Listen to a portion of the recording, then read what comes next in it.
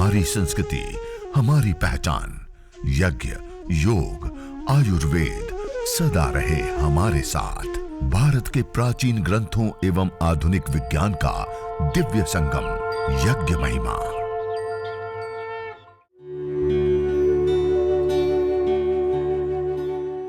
भारतीय संस्कृति में यज्ञ, योग एवं आयुर्वेद जैसी अमूल्य विद्याएं हैं, जिसका मूल है वेद। इतिहास की ओर दृष्टि डालें तो भगवान राम, भगवान कृष्ण से लेकर राजा महाराजाओं, ग्रामवासियों व अरण्यवासी ऋषियों की कुटियों तक नित्य व नैमित्तिक यज्ञों का प्रचलन देखने को मिलता है। कहाँ पित्त बहुत बढ़ गया है और आप सर दर्द बहुत रहता है। जैसे पित्त की प्रॉब्लम है तो उसके लिए आप विशेष रूप से चंदन की लकड़ी का प्रयोग कर सकते हैं। चंदन का चूरा और गुलाब की पंखुड़ियां आदि, या फिर पितेष्टि करके हवन सामग्री है, उस पितेष्टि हवन सामग्री का विशेष रूप से आप हवन भी करें। और हवन के बाद अंगारों के ऊपर जो हमने गुगुल डाला, उस गुगुल के साथ गाय का घी और कुछ विशेष चंदन, गुलाब की पंखुड़ियां, उनको अंगारों के ऊपर रखें और उसकी मंद से उठ रही धुनी में अनुलोम विलोम, भ्रामरी, उद्गीत, ध्यान आदि करें तो आपको पित्त की जो प्रॉब्लम है उसमें भी विशेष आरोग्य लाभ होगा। जी नेक्स्ट। जी स्वामी जी। और जो हम लोग आखिर में जो मीठा डालते हैं, अब मीठे की आहुति देते हैं, वो कौन से श्लोक में देनी है? श्विष्टकृत आहुति में। जी स्वामी जी। जैसे आज हमने किया ना, यदस्य कर्मणो त्यरिरिचम यद्वा न्यूनामिहाकरम, तो यह एक विशेष प्रायश्चित आहुति है, स्विष्टकृत आहुति। तो वो जो मिष्ट पदार्थ होता है, मिष्टान्न होता है, वो केवल गाय का घी और वो मिष्टान्न पदार्थ, इन दोनों से हम विशेष आहुति देते हैं। और मिष्टान्न नहीं है तो केवल गाय के घी की आहुति देते हैं, उसमें सामग्री की आहुति नहीं देते हैं। और उसके बाद एक प्राजापत्य आहुति देते हैं जिसके अंदर विशेष रूप से केवल गाय के घी की ही आहुति देंगे। जी जी। मेरा एक था कि यज्ञ हो चुकने के बाद हम ये जो दीपक जलाए हैं, हमने जो कलश रखा है पानी भरा, और जो यज्ञ जो अभी तक अंगारे जल रहे हैं, तो इनको कब जाना चाहिए? जब अब ये हमने हवन किया, हवन हमारा हो चुका है, तो अब आप हवन हो जाने के बाद आप इस जो हमारे पात्र या अन्य सामान है उसको आप आराम से उठा सकते हैं। और ये जो हवन कुंड है उसको आप पूरे थाली के साथ इस प्रकार से उठाया, और जो हर घर में, हर कमरे में भी आप उठा करके इसको ले जा सकते हैं और इस धुनी को चारों ओर घुमा सकते हैं। या जहाँ पे आप बैठ करके योगाभ्यास आदि करते हैं वहाँ पे इस प्रकार रखा और वहाँ बैठ करके प्राणायाम आदि करते रहे। वो ये हवन कुंड थाली के साथ ऐसे ही रहने दिया। और जब अग्नि बिल्कुल शांत हो जाती है, जैसे सुबह हवन किया तो शाम तक बिल्कुल शांत हो, तब तक कहीं पे भी ऐसे पवित्र स्थान पे, जहाँ साफ सुथरा स्थान है, व्यवस्थित स्थान है, जहाँ पूजा का स्थान हो, ऐसे स्थान पे रख दिया। फिर वो सुबह का शाम तक रहेगा। शाम को वो राख आदि, भस्म आदि को निकाल लिया साफ सुथरा करके, और फिर दोबारा उसमें हम शाम को हवन कर लें। इस प्रकार से हम सुबह शाम हवन कर सकते हैं। नमस्ते स्वामी जी। नमस्ते। मैं ये पूछना चाह रही थी, ये आपका जल सिंचन की कुछ थोड़ी सी व्याख्या करेंगे जल सिंचन के लिए? जल सिंचन एक पवित्रीकरण, शुद्धिकरण की प्रक्रिया है। वो हमें, जब हम देव यज्ञ से लेकर के कोई भी यज्ञ करते हैं तो उसमें यह अनिवार्य प्रक्रिया होती हैं। और शास्त्रों में जो विशेष रूप से बताए हैं, अदिति अनुमन्यस्य, अनुमते अनुमन्यस्व, सरस्वती अनुमन्यस्य। अदिति, अनुमति और सरस्वती ये ईश्वर की एक विशेष शक्तियां हैं। उन शक्तियों से हम अनुमति मांग रहे हैं कि हम यह यज्ञ, हवन, अग्निहोत्र, देवीय कर्म करने के लिए हमें अनुमति दीजिए। इस प्रकार से हम अनुमति मांगते हैं वो जल सिंचन करते हुए। और जैसे आपने देखा होगा कि जब भोजन भी करते हैं, जो शिष्ट लोग हैं, ब्राह्मण लोग हैं, जो शास्त्र को जानते हैं, तो भोजन करते समय भी अपनी थाली के चारों ओर जल का सिंचन करते हैं, उसके बाद अन्न को ग्रहण करते हैं। ऐसे ही जैसे हम भोजन करते हैं उसमें जल सिंचन, ऐसे ही यह हम देवी शक्तियों, अग्निर्वै देवानाम, यह अग्नि देवताओं का मुख है, इसमें आहुतियां देकर के हम देवताओं को भोजन करा रहे हैं। तो यह देवताओं की थाली है, उसके भी चारों ओर हमें इसी प्रकार से मंत्रोच्चारण पूर्वक जल सिंचन जरूर करना चाहिए। कई लोगों को ऐसे विचार हो कि जैसे चींटी हैं, कीड़े मकोड़े, ऐसे छोटे जीव जंतु होते हैं तो जल सिंचन अच्छे से करते तो वो भी वेदी अग्नि की तरफ नहीं आते, जिससे उसका बचाव हो जाता है। तो वो भी हो सकता है। उससे साथ साथ यह जो जल होता है उसके संपर्क में जब यह हम हवन करते हैं, उससे कई सारी अलग अलग गैसेज बनती हैं, और वह जब जल के संपर्क में आती हैं तो उसका जो फोटोकेमिकल एक प्रोसेस होता है कि गैस के अंदर एक परिवर्तन होता है, तो उस परिवर्तन में भी यह जल संपर्क में आने से उसमें भी वो सहयोगी सहायक होता है, ऐसा भी कहना है बहुत सारे लोगों का। और इससे अतिरिक्त और भी अलग अलग जल एक पवित्रता का सबसे बड़ा साधन माना गया है। और अग्नि सोमात्मकम इदम जगत कहा शास्त्रों में कि अग्नि और सोम का यह सम्मिलन यह जगत है। ऐसे ही एक और यज्ञाग्नि है और एक और सोम का प्रतीक जल है, वो अग्नि सोम से यह उत्पन्न होने वाला सारा जगत तो उसका प्रतीक भी है। और भी अलग अलग चीज़ें हम इसमें अलग अलग विद्वान लोग जो कहते हैं उसको समझ सकते हैं। तो इस प्रकार से अलग अलग ये जल सिंचन का महत्व होता है, लेकिन जरूर करना चाहिए। अम्मी जी इसको ये भी बोलते हैं कि कार्बन डाइऑक्साइड खींच लेता है ये पानी, जो भी आसपास कार्बन से, तो ऑक्सीजन भी बनाता है उससे। जी हो सकता है। ओम स्वामी जी। जी मेरा नाम सपना शर्मा है और मैं अहमदाबाद से हूँ। जी तो अभी मैंने यज्ञ किया ना, तो मुझे ऐसे फर्स्ट टाइम मैं ऐसे हवन लेके बैठ के मैंने पहली बार किया है। हालांकि ग्रुप में मैंने बहुत किया, लेकिन फर्स्ट टाइम मैंने आज किया। तो मैं मेरी तरफ से पूरी तरह से मैंने तैयारी कर रखी थी। थोड़ा सा घर में थोड़ा ऐसा था, लेकिन मैंने पूजा की कि नहीं मुझे तो करना ही है हवन, जिद करके मैं बैठ गई। हालांकि फिर मैंने जो एक्सपीरियंस किया ना, तो जी। जैसे जैसे उसकी धुआं सारे घर में फैल रही थी, तो सबको ऐसे लग रहा था कि अरे वाह। और मुझे सारी नेगेटिव, मतलब जो नेगेटिव था घर का या जो भी मेरा दिमाग का, सब निकल गया। फिर लास्ट में जब आपने बोला गूगल रखो, तो मैंने सोचा अरे मैं तो गूगल लाइन है ही नहीं। तो फिर भी मैंने हाथ आचमन से सिर्फ घी का ऐसे आंखें बंद करके इमेजिन किया कि गूगल में अर्पण कर रही हूँ। तो स्वामी जी लिटरली चारों तरफ गूगल की खुशबू हो गई, पर गूगल था नहीं, वो घी में से गूगल की खुशबू निकली। और फिर आपने कहा मीठा, तो मैं मीठा भी नहीं लेके बैठी और मुझे हवन से उठना नहीं था। तो मैंने देखा कि मेरी प्लेट में जो तिलक और चावल की वजह से डिब्बी सी होती है, उसमें गुड़ भी निकल गया। तो वो गुड़ भी अपने आप ऐसे आ गया। तो मुझे इतना अच्छा लग रहा है कि शायद अग्नि देवता चाह रहे हैं कि तुम अच्छे से हवन करो। और वैसे तो मैं बस ये अनुभव आपसे शेयर करना चाहती हूँ कि बहुत अच्छा लगा मुझे। निश्चित रूप से माता जी, बहुत ही अच्छा आपका पहली ही बार का इतना अच्छा एक्सपीरियंस रहा। आप विचार कीजिए, आप प्रतिदिन इस यज्ञ के साथ जुड़ेंगे तो हमारा पूरा जीवन, हमारा परिवार और सारी चीज़ें कैसी होगी। तो मैं आपसे यही आशा और आज प्रार्थना करूंगा कि इसको संकल्प ले कि हम पर डे कुछ नहीं तो 11 गायत्री मंत्र से जरूर आहुति दें। सारी नेगेटिविटी, नेगेटिव विचार, नेगेटिव एनर्जी, ऊर्जा, सबसे मुक्ति मिलेगी और देवी शक्तियों का आशीष मिलेगा। तो जरूर करिएगा अपने घर में।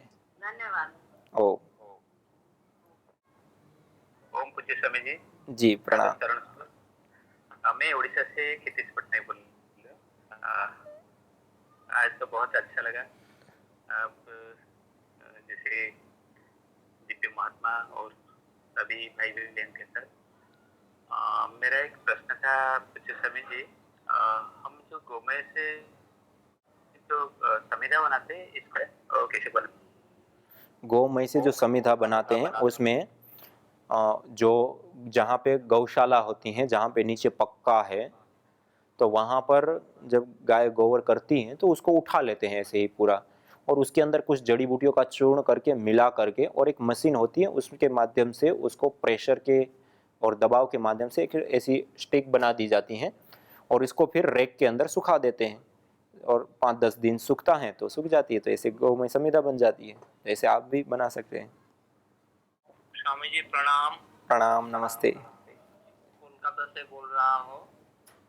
स्वामी जी मेरा कहना है कि ये जो उच्चारण है मंत्रों का, इसको अगर आप ऑडियो थोड़ा देते हैं तो हम लोग को किताब के साथ देख के पढ़ने में, मंत्र उच्चारण करने में थोड़ा सुविधा होता।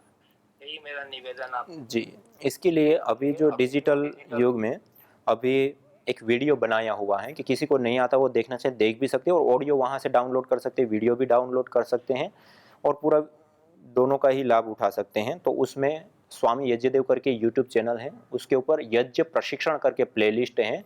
उसमें हर चीज़ का कि किस दिशा में बैठना है, किन पात्रों को लेके किस अवस्था में होनी चाहिए, कैसे समिधा लगानी, ऐसे छोटे छोटे छोटे कई सारे वीडियोज हैं। और उसके साथ साथ लास्ट में पूरा हवन विधि, जो हम पूरा हवन करते हैं देव यज्ञ कैसे करना होता है, वो पूरा मंत्रोच्चारण पूर्वक कराया हुआ है, निर्देशक के साथ भी है। और एक वीडियो बिना निर्देश के, अब आपने 4-5 बार कर लिया, अब आपको निर्देश की जरूरत नहीं, अब सीधा सीधा मंत्र पाठ और क्रिया। तो इस प्रकार के दोनों ही वीडियो आपको यज्ञ प्रशिक्षण प्लेलिस्ट के ऊपर, स्वामी यज्ञदेव यूट्यूब चैनल के ऊपर यज्ञ प्रशिक्षण प्लेलिस्ट के अंदर ये 10 से 11 नंबर का वीडियो आपको मिल जाएगा। तो उसको आप ले सकते हैं और वहां से ऑडियो भी डाउनलोड कर सकते हैं और आप उसका लाभ उठा सकते हैं। नमन स्वामी जी। प्रणाम। मैं जगाधरी हरियाणा से बोल रही हूँ। आपने अभी ये बताया कि वो समिधा जो रखते हैं, एक समिधा जो दक्षिण में रखते हैं, उसमें आपने बताया कि पश्चिम से पूर्व की ओर घी से सिंचित करना है। तो उत्तर वाली समिधा मुझे मैं पूरी ढंग से सुन नहीं पाई, उसमें हम कौन सी दिशा से उसको घी से संचित करेंगे? जैसे मैं पूर्वाभिमुख होकर के बैठा हूँ, आप जिस ओर बैठे हैं आप समझिए आप पूर्वाभिमुख होकर के बैठे हैं। अब आप पूर्वाभिमुख, तो आप पश्चिम दिशा में हो गए, आपके सामने वाली जो कुंड की दिशा है वो पूर्व दिशा हो गई, उससे जो अपोजिट दिशा है वह उत्तर दिशा हो गई और उससे सामने वाली दक्षिण दिशा हो गई। अब जो हमने समिधाओं का चयन किया उसमें जो ऊपर 2 समिधाएं हमने रखी हैं, उन 2 समिधाओं में जो उत्तर दिशा आप जो बैठे हैं उसका उत्तर दिशा में जो अंदर उत्तर दिशा में जो समिधा है उसको पूर्व से पश्चिम की ओर धारा बनाते हुए ऐसे घी की आहुति देना, ऐसे पहली आहुति, और दूसरी दक्षिण में इसी प्रकार आहुति पश्चिम से पूर्व की ओर धारा बनाते हुए, वो लंबी समिधा होती है ना, उस समिधा के ऊपर धारा बनाते हुए आहुति देना। धन्यवाद स्वामी जी। और ये जो पानी है कलश का, इसका क्या उपयोग होगा?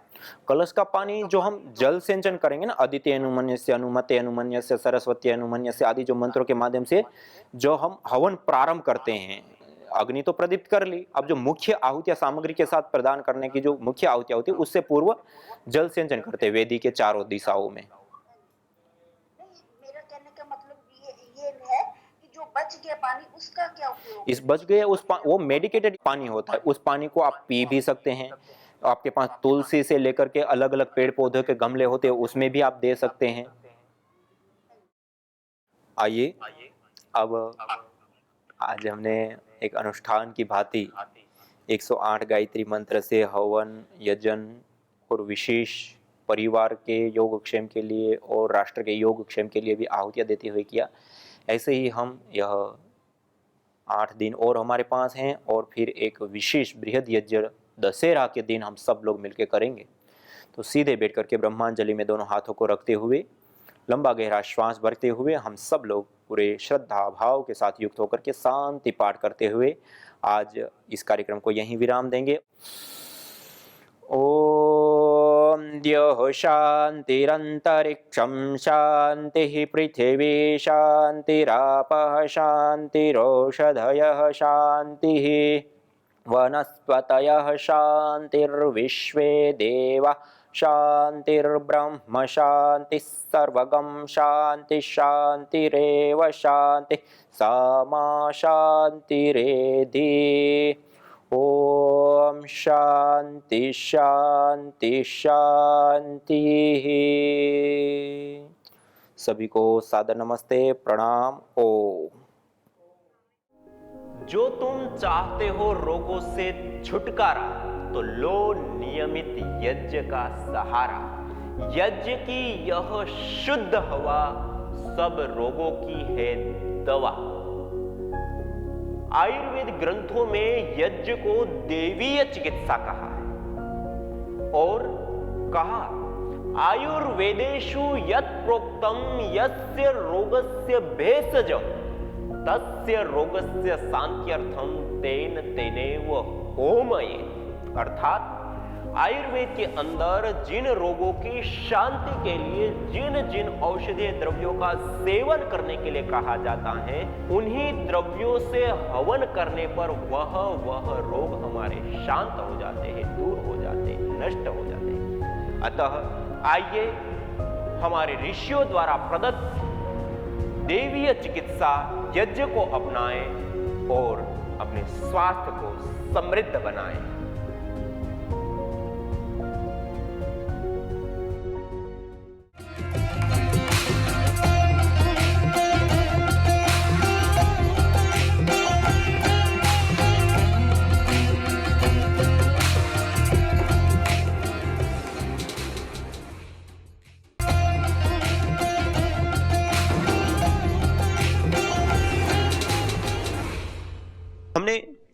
PRI पतंजलि रिसर्च इंस्टीट्यूट में कि कौन से द्रव्य के अंदर कौन से विशेष कंपोनेंट्स होते हैं और वो कंपोनेंट्स किस प्रकार से हमारे शरीर के अंदर कार्य करते हैं, विशेष रूप से उस रोग को शांत करने के लिए आदि के ऊपर विशेष गहन अनुसंधान करने के बाद जो बातें सामने आई, जो तथ्यात्मक बातें सामने आई, जो सामने विशेष जड़ी बूटियां आई, उन जड़ी बूटियों का एक सम्मिश्रण करके हमने एक विशेष यज्ञ चिकित्सा के लिए, रोग के निवारण के लिए मधु मुक्ता नाम से एक डायबिटीज को दूर करने के लिए एक विशेष हवन सामग्री बनाई। उस हवन सामग्री के अंदर विशेष रूप से गुग्गुल, ये मेरे सामने गुग्गुल रखा हुआ है, यह गुग्गुल का प्रयोग मैं कई दिन से आपको बताता हुआ आ रहा हूं कि अलग अलग प्रकार के कई सारे रोगों को ठीक करने के, शांत करने के लिए, दूर करने के लिए त्रिदोष सामक के रूप में इस गुग्गुल को देखा है। पुष्टिकारक, सुगंधिक, रोग निवारक आदि जो 4 प्रकार के सामान्य रूप से हवीर गुणों से युक्त हवीर द्रव्य बताए, वो चारों प्रकार के गुणों से यह युक्त होता है। तो मधुमुक्त हवन सामग्री के अंदर अर्थात डायबिटीज के निवारण के लिए जो हम जड़ी बूटियों का प्रयोग करते हैं उसमें यह गुग्गुल विशेष रूप से लाभकारी होता है। दूसरा होता है बिल्व के पत्ते, छुहारा, बिल्व के पत्ते, छुहारा और मेथी, ये सर्वसुलभ सभी के घरों में पाई जाती है, हर जगह पे उपलब्ध हो जाती है। यह मेथी थोड़ी कड़वी जरूर होती है लेकिन स्वास्थ्य के लिए बहुत उत्तम होती है। इसलिए आयुर्वेद आदि ग्रंथों में भी कहा है कि आरोग्यम कटु तिक्तेषु, आरोग्य कहां है? कटु और तिक्त रसों में। कटु मानी जिसको हम तीखा रस कहते हैं, काली मिर्च या लाल मिर्च जिसका उसका टेस्ट होता है, जो तीखी चीजें, जो कटु और तिक्तेषु, तिक्त रस कहते हैं कड़वी चीजों को। करेला है, मेथी है, काली जीरी है, कुछ ऐसी कड़वी चीजें होती है, वह भी विशेष रूप से हमें आरोग्य देना। तो ये कई सारे प्रकार के रोगों को ठीक करने वाले होते हैं, लेकिन आज मैं ये विशेष रूप से डायबिटीज के लिए बता रहा हूं। यह मेथी आप लिख सकते हैं अपने साथ साथ, गुग्गुल है, बिल्व पत्ता है, छुहारा है, मेथी दाना है, गुड़मार है। एक गुड़मार मेरे सामने विशेष रखी हुई, ये गुड़मार इतनी, इसका नाम ही गुड़मार है, अर्थात गुड़ मीठापन जिसको हम कहते हैं, और मीठे को मारने वाली अर्थात मधु, शुगर, डायबिटीज को मारने वाली ये औषधि है, विशेष रूप से उपयुक्त होती है। इसकी इतनी सी पत्ती, एक मेरी कितनी छोटी सी एक पत्ती है, उसको भी आप मुंह में डाल करके चबाइए 2 मिनट, और 2 मिनट चबाने के बाद आप मिश्री या कोई भी मीठी चीज आप खा लीजिए, आपको पता ही नहीं चलेगा कि आप कोई मीठी चीज खा रहे हैं, आपका पूरा स्वाद ही चला। इतनी सी पत्ती खाने से इतनी ताकतवर और विशेष रूप से उपयोगी होती है। और डायबिटीज के जड़ मूल से नष्ट करने के लिए आयुर्वेद आदि ग्रंथों में यह विशेष करके गुड़मार, इस औषधि का प्रयोग लिखा गया। ये पूरा ही गुड़ को मारने वाली। फिर ये हमारे सामने दालचीनी रखी हुई है। जैसे मैंने कहा कि ये दालचीनी कई सारे प्रकार के रोगों को शांत करने के लिए भी इस प्रकार, जैसे हवन हमने कर लिया, अब इस दालचीनी को थोड़ा सा घृत से युक्त करके या ऐसे ही आप अंगारों के ऊपर ऐसे रखेंगे, एक मंद सी धुनी उठेगी। और हमने भी परीक्षण करके देखा, ये उठने वाली धुनी को कई सारे प्रकार के अलग अलग बैक्टीरिया आदि को हमने दिया, तो उससे बैक्टीरिया आदि जो होते हैं वो नष्ट हो जाते हैं, दूर हो जाते हैं। और इसकी एक सुरभि विशेष भी आती है, और यह हार्ट आदि रोगों के लिए भी उपयुक्त होती है, डायबिटीज के लिए भी उपयुक्त होती है, और भी बहुत सारे प्रकार के रोगों को दूर करने के लिए विशेष करके दालचीनी उपयोग होती है। इसी प्रकार से अश्वगंधा, ये मेरे पास अश्वगंधा रखा हुआ है। अश्वगंधा भी विशेष रूप से डायबिटीज को ठीक करने के लिए लाभकारी और उपयुक्त सामग्री के रूप में एक विशेष रूप से देखा गया है। इसी प्रकार से नील भी एक विशेष औषधि होती है। हरड़, जैसे 2 प्रकार की हरड़ आती है, मेरे सामने ये हरड़ रखी हुई है, एक होती है छोटी हरड़ और एक होती है बड़ी हरड़। तो इस छोटी हरड़ भी यह विशेष रूप से डायबिटीज को ठीक करने के लिए कार्य करती हैं। और इसी प्रकार से गिलोय, एक गिलोय तो आप सभी लोग जानते हैं, पूरे संसार में आज गिलोय को भारत सरकार ने एक राष्ट्रीय औषधि के रूप में भी इसको दर्जा दिया है और इसको एंटीबायोटिक, एंटीसेप्टिक और भी बहुत सारे गुणों से युक्त पाया गया है। और इसके अंदर जो तत्व होते हैं वह विशेष करके डायबिटीज को भी ठीक करने की शक्ति और सामर्थ्य रखते हैं। और इसके बाद ये रखा हुआ है बहेड़ा। यह बहेड़ा रखा हुआ है। यह बहेड़ा भी विशेष रूप से कशेला रस से युक्त होता है। यह डायबिटीज को ठीक करने के लिए बहुत ही उपयुक्त और विशेष औषधि के रूप में इसको देखा गया है। बहेड़ा के बाद ये मेरे सामने रखा हुआ है आंवला। उस आंवले का प्रयोग बहुत ही ज़्यादा उपयोगी और विशेष रूप से डायबिटीज के लिए लाभकारी होता है। आंवला है, बहेड़ा है, गिलोय है, छोटी हरड़ है, अश्वगंधा है, गुगुल है, मेथी है, गुड़मार है, दालचीनी है। ये सारे के सारे द्रव्यों को हम विशेष रूप से प्रयोग ले सकते हैं। और उसके बाद हल्दी, चिरायता, जामुन आदि, जैसे मेरे सामने हल्दी रखी हुई है, गांठ के रूप में मेरे सामने है। हम अपने घरों में प्रतिदिन इस हल्दी का प्रयोग करते हैं, चूर्ण के रूप में हम प्रयोग लेते हैं। और हल्दी के बाद पास में रखा हुआ है चिरायता। यह चिरायता है मेरे सामने रखा हुआ, आप सब लोग देख पा रहे हैं। इसको आप विशेष रूप से प्रयोग डायबिटीज से मुक्ति पाने के लिए कर सकते हैं। चिरायता के बाद है जामुन की गुठली। जामुन की गुठली आज सभी जगह पे विशेष रूप से पाई जाती है। और जब विशेष उसका काल होता है, उस समय जब जामुन आते हैं तो उस समय हम जामुन, जिनको डायबिटीज है वो जामुन का भी सेवन विशेष रूप से कर सकते हैं। और उनकी गुठली को सुखा करके उसका चूर्ण बना करके भी ले सकते हैं। और हवन सामग्री के रूप में भी उस जामुन की गुठली का प्रयोग हम ले सकते हैं। इसी प्रकार एक काली जीरी होती है, आप सभी लोगों ने देखा होगा, छोटी छोटे दाने वाली होती है और बहुत ही कड़वी होती है। वह काली जीरी भी विशेष रूप से हमारे शरीर के अंदर यदि शुगर बढ़ी हुई है तो उसको कंट्रोल करने के लिए विशेष रूप से लाभकारी होती है। इसी प्रकार कचूर, इसको बोलते हैं कचूर। ये कचूर भी बहुत ही ज़्यादा कई सारे प्रकार के रोगों को दूर करने के लिए, एक प्रकार से जैसे अदरक होती है उसी प्रकार होता है, लेकिन ये जड़ ही होती है। जड़ के अंदर ये प्राप्त होती है गांठें और उसको सुखा दिया जाता है। इसको बोलते हैं कचूर। यह भी डायबिटीज़ के लिए, शुगर के लिए बहुत ही ज़्यादा उपयुक्त होता है। और इसी प्रकार वासा भी बहुत एक विशेष औषधि के रूप में डायबिटीज़ को शांत करने के लिए उपयोगी होता है, जैसे मेरे सामने रखा हुआ है। और वासा के बाद बबूल की फली यदि मिल जाए तो बबूल की फली भी विशेष रूप से डायबिटीज़ की शांति के लिए वह लाभकारी होती हैं। बबूल की फली के साथ साथ कुटज, नीम और कालमेघ। कुटज, एक कुटज की छाल मेरे सामने रखी हुई है, ये आप देख सकते हैं। कुटज की छाल, ये नीम की पत्तियां और डंठल, छाल, इसका भी हम प्रयोग ले सकते हैं। ये सारी नीम की पत्ती है, नीम की छाल है। और इसी प्रकार से कालमेघ और ये चिरायता रखा हुआ है। ये कालमेघ है, ये चिरायता है। ये दोनों ही कड़वे पदार्थ के रूप में विशेष रूप से देखे जाते हैं। तो इसका भी प्रयोग हम विशेष रूप से डायबिटीज़ की शांति के लिए, इसी प्रकार जैसे करेला है उसको भी सुखाने के बाद उसका भी प्रयोग ले सकते हैं।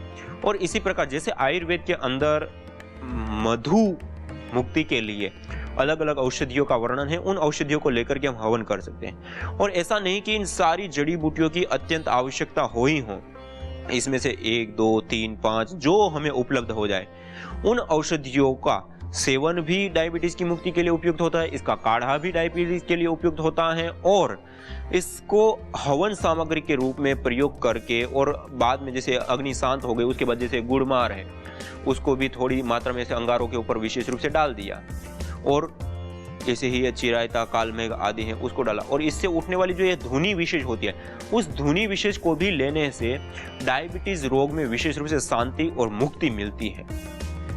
और कई सारे परीक्षणों से भी यह बात सामने आई है कि डायबिटीज की मुक्ति के लिए यह द्रव्य विशेष करके लाभकारी और उपयुक्त होता है। और दो रूप में, एक तो हम हवि के रूप में आहुति देते हैं और दूसरा जब यज्ञ हवन अग्निहोत्र हो गया उसके बाद उसको अंगारों के ऊपर रखे और उससे उठने वाली जो धुनी है उस धुनी को भी हम प्राप्त करके उससे हम निजात पा सकते हैं। तो ये मेरे सामने रखा हुआ डायबिटीज को निवारण के लिए, और इन द्रव्यों को आप लिख सकते हैं, आप स्वयं अपने घर में बना सकते हैं, प्रयोग ले सकते हैं।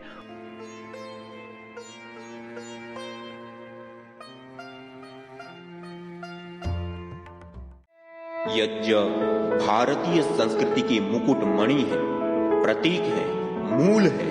मानव जीवन के हर पहलू के साथ यज्ञ जुड़ा हुआ है, चाहे वह संस्कार, चाहे पूजा पाठ या फिर पर्व से लेकर हर शुभ अशुभ अवसरों में भी यज्ञ करने की सार्वभौमिक, वैज्ञानिक एवं पंथ निरपेक्ष पावनी परंपरा रही है।